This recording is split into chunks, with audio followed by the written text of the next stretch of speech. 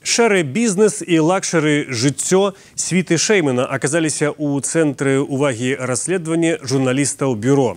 Наўпрост памочнікі даўні паплечнік Александра Лукашэнкі нібыта нічым не валодае. Журналісты бюро расказалі пра сужэнскую пару, якая з 2010-х гадоў актыўна удзельнічае ў сямейных схемах Лукашэнкі. Мяне завуць Дмітрий Гурневіч, гэта Пік Свабоды.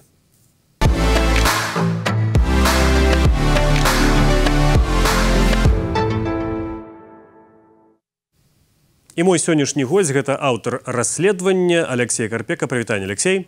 Прывітанне. Алексей, раскажыце спачатку, калі ласка, пра імперыю Віктора Шэймана. Ваш першы сказ такі гучыць, што Шэйман адбудаваў цэлую бізнес-імперыю, заснаваную на кантрабандзе і шэрых схемах. Магчыма, не ўсе ведаюць, што гэта такое. Да. Бизнес-империя Виктора Шэймана – это неформальное, конечно же, название. Юридически никак они не оформлены в какой-то там концерн или в группу. Это такая сеть связанных между собой компаний. Раньше мы их знали под названием Global Custom, но после 2020 года все компании с этим названием были ликвидированы. Сейчас они называют это все группой компаний AlexSuite, которые занимаются обходом санкций, параллельным так называемым параллельным импортом в Россию. Они занимаются логистикой, таможенным оформлением, поставкой различных товаров из стран Запада и Азии, как в Россию, так и в Беларусь. И в обратную сторону тоже. Але гэта дзейнасць незаконная, хтосьці даказаў гэта? Бо абыходзіць санкцыі, хіба што калі гэта не парушае законы, можна, так? Ну, сейчас, мне кажется, на уровне Евросоюза был принят законопроект, который запрещает, ну не запрещает, но который предполагает, что за обход санкций будет уже, там, если я правильно помню, уголовная ответственность. Компании Шэймана помогают обходить России санкции. По факту, если эти товары не были внесены в санкционные списки, то а страны просто не хотят торговать с Россией, то это как бы и незаконно. Однако есть еще и как бы этический аспект этой истории. Так они помогают, там, допустим, вот производители автозапчастей официально ушли с российского рынка. Большинство стран не вводило ограничения на поставку автозапчастей, однако их уже не поставляют в Россию тоже. А одна из компаний групп Шэймана предлагает услугу, они закупают детали в США, Евросоюзе, в странах Азии, и дальше через Турцию возят их в Россию. В том числе эти детали могут использоваться для российского ВПК. Да, до речі, от пакуль я не забыўся, сёння, ці дакладней учора, была навіна пра тое, што цяжэй будзе ўвозіць новыя машыны ў Беларусь. Трэба мець адмысловыя дазволы ад вытворцы. І, падаецца, вы ж таксама рабілі расследаванне. То есть гэта фактычна рэакцыя ў нейкім сэнсе і на ваше расследаванне, так? Ну, у нас нету прямого подтверждения, что эта реакция последовала именно из-за нашего расследования. Она последовала после того, как мы его выпустили, да, после того, как тот же Павел Латушко, насколько мы знаем, наше расследование показывал польским и литовским представителям. Однако, ну, прямо так сказать, что да, это мы сделали, я не могу, к сожалению. Тады паговорым пра тое, што менавіта вы зрабілі. Вы апісваеце ў гэтым расследаванні пра сужэнскую пару Аношка, Сергей и Татьяна. Раскажите, причем яны да бизнес-империи, вы кажете, Виктора Шэймана? Да, все началось где-то с начала 2010-х. Сергей Аношка устроился на работу к Виктору Шэйману в 2010 году, покинув группу компании «Атек» Александра Муравьева. И сразу же вместе с ним начал ездить по Африке, да, там участвовать во всех этих вот африканских схемах, в каких-то бизнес-идеях, которые Шэйман продвигал тогда и продвигает сейчас. Африка все еще является его сферой. начиная вот с этого момента, Сергей Аношко в команде Шеймана и является членом этой команды до сих пор. Да, об этом подтверждение этому мы нашли в расследовании наших коллег из Белпола про вот эту вот гигантскую сделку с недвижимостью в Сочи. Там фигурирует Сергей Аношко, который работает на компанию, на прокси-компанию в Объединенных Арабских Эмиратах и одновременно еще, по информации Белпола, совладеет белорусской компанией. Да, и все они там фигурируют вот в этой вот схеме перепродажи земли в Сочи. Кроме этого, они были замечены нами, собственно, в Global Custom. Сергей Аношко также работал в структурах управления делами президента, когда туда пришел руководить Шейман.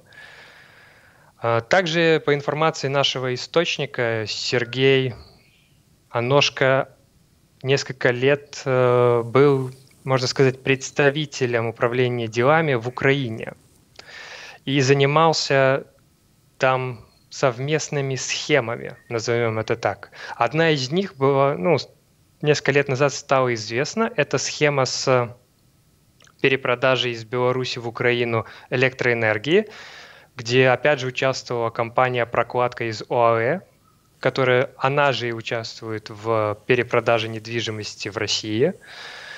И во всех этих сферах, во всех этих схемах Сергей Аношко непосредственно фигурировал. І таксама ёсць ягоная жонка, гэта Тацяна. Вы кажаце пра тое, што яна займае некую важную пасадзу ў гэтай кампаніі Алексвит. А кім яна з'яўляецца там? Да, она называет себя заместителем председателя правления группы компаний Алексвит. Да, то есть, но это, естественно, некая неформальная ее должность, потому что в самой компании Алексвит она не директор. Она директор сейчас другой компании, называется ГБК «Шелковый путь». Эта компания специализируется на поставках продуктов питания, субпродуктов в страны Азии. В основном там Юго-Восточной Азии и в Китай. Она работала в Global Custom с самого начала. Она также работала у Александра Муравьева в его группе компаний АТЭК, где и занималась различной, скажем так, финансовой деятельностью. Определяла, насколько рентабельны различные инвестиции, занималась стеклозаводами в Беларуси, ну и не только. После она фигурировала в сомнительной схеме. Мы не можем до конца утверждать, что эта схема принадлежала Шейману или кому-то из окружения Лукашенко, однако там фигурирует Лукашенко. Это схема с компанией Белферм Групп. В 2010 году Лукашенко своим указом дал этой компании исключительное право заниматься сбором лома, цветных и черных металлов. До этого такое право было только у государственных компаний, там, по-моему, всего у 2. И тут внезапно некая частная компания получает вот это исключительное право. Сама Татьяна Аношко у себя в LinkedIn написала, что она участвовала в реализации этого проекта от стартап-идеи до оборотов в 100 миллионов долларов с компаниями в России, Германии и Украине. Мы нашли, что украинская компания, которая совладела вот этой Белферм Групп, фигурировала в нескольких скандалах и уголовных делах против Виктора Януковича, в том числе связанных с отмывом денег, уходом от налогов. А сейчас, в 2022 году, эта компания попала в уголовное дело, связанное с там, какой-то большой очень коррупцией, и их подозревают в угрозе национальной безопасности, потому что компания связана не напрямую, но связана с российскими и белорусскими гражданами. Там, до речі, у вас нават гучыць аднойчы імя сваяка Владимира Путина, Игорь Путин. Что это за история? Да, это все та же история с Белферм Групп, потому что вторая компания, которая владела ей, это была британская компания, и она входит в гигантскую офшорную сеть, услугами которой в том числе пользовался племянник, по-моему, двоюродный брат. Двоюродный брат, так. Да, двоюродный брат Путина. Вот. Там гигантская такая офшорная сеть, у них несколько сотен компаний, они примерно все с одним и тем же названием. Наши коллеги из OCCRP и ICIJ делали большой разбор по поводу этой сети. Большинство компаний, естественно, зарегистрированы в офшорных зонах, они используются для отмыва денег, для ухода от налогов, для сокрытия структуры владения компаниями, ну и все в таком ключе. Очень много было скандалов, связанных с этой сетью в Украине. Также были истории с эстонским банком, где эта сеть использовалась для отмыва денег. Ну и все в таком ключе. То есть это прям такая сомнительная очень история. Но концы с Bioferium Group, к сожалению, мы не смогли найти до конца. То есть мы видим, что это некая структура, которая занималась максимально сомнительной деятельностью. Но кто конечный бенефициар этой схемы, мы стопроцентно утверждать не можем, к сожалению. Та, у назве вашага расследавання фігуруе такі выраз як лакшэры жыццё Світы Шэймана, і у вас вельмі шмат сапраўды розных скрынаў з адкрытых у прынцыпе інстаграм-старонак аношкаў. Што незвычайнага вы там побачили? Ну, наверное, нас удивило то, что семья аношек, по информации того же нашего источника, они не являются прямо топ-менеджерами Шеймана. Они что-то типа среднего звена. Топ-менеджеры — это вот там Жовнер, Евгений есть такой, да, Александр Романовский. А аношки, они такое вот среднее звено. И нас удивило масштаб их лакшери жизни.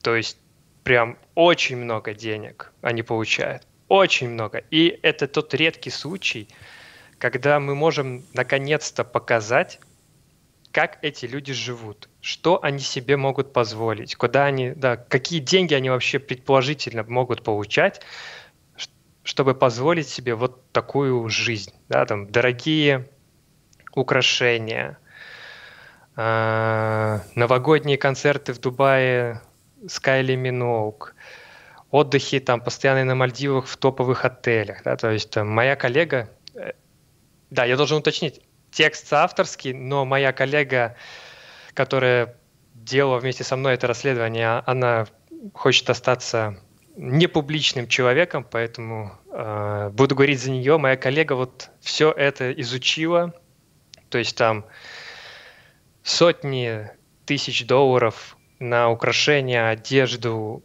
различные поездки. Я там, не помыляюсь, я там таки перапыню, что адпачынак на Мальдывах, он за тыдзень працягваўся, каштаваў $137 000. Да. Только один тыдзень. По нашим подсчетам, мы посмотрели этот отель, посмотрели примерно те же даты,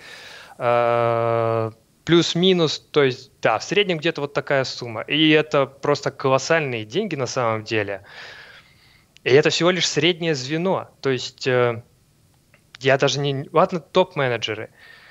Но сложно представить тогда, какие деньги в итоге оседают у конечных бенефициаров, да, то есть в данном случае мы можем, наверное, говорить про Виктора Шеймана и его семью. И это, мне кажется, очень важно было показать, потому что это редкая на самом деле возможность действительно показать, как они, на что они вообще тратят деньги. Есть ли у них вообще действительно эти деньги? Может, они там получают стандартные средние зарплаты по Беларуси, а все деньги уходят Шейману. Но из этого расследования мы видим, что своих людей он не обижает. Да, платит им достойно. А что, коли это сумленные заработки? Может такое в принципе быть? Ну, как поехать на тыдзень на Мальдивы за $40 000. Ну, много ли людей в Беларуси может себе позволить такой отпуск? И не один раз в год. Я думаю, нет. И это только, скорее всего, топ-менеджеры очень крупных компаний. Да, средний менеджмент вряд ли себе такое сможет позволить. Здесь мы видим людей, которые очевидно зарабатывают на сомнительных схемах деньги,